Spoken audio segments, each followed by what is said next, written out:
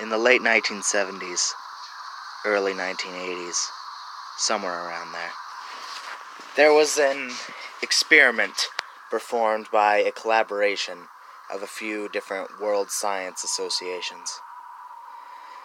The experiment was dubbed Gateway of the Mind, and the purpose was to see if someone, completely stripped of all their senses, being sight, smell, taste, hearing, and touch, if they would be able to establish contact with God. There was only one person who volunteered, an old man who had no family left, no friends, and supposedly nothing to live for. The old man went through a nearly 24-hour complex surgery to remove all of his nerve endings, blind him, remove his sense of smell, to remove his sense of taste, and his hearing.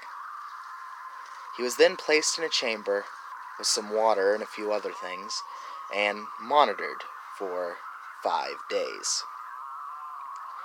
Day 1, the man simply looked around his cell, babbling incoherently, and getting spooked by what seemed to be nothing. The second day, he remained completely still, almost dead. If it weren't for his chest movements indicating he was breathing, they would have thought so. The third day, he started screaming endlessly, just screaming and screaming and screaming and screaming and screaming, until eventually he stopped. He started complaining about seeing dead people, and started naming dead relatives of some of the scientists watching him. On the fourth day, he kept screaming again, babbling incoherently, crying, begging. He started biting chunks of flesh out of his own arms, seemingly desperate to feel something. But, of course, he couldn't. He continued screaming, and apparently was talking to ghosts. But on the fifth day, the man was calm. Well, at first. He began crying, babbling. He began yelling for people, yelling things about people that no one except their dead relatives would know.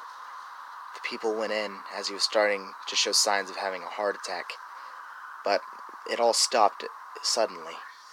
He stood up, he looked a scientist directly in the eyes, despite not being able to see, and his last words were, "I have spoken with God, and he has abandoned us." The man then died. The video that you're seeing is the recording of what he did on the first couple days.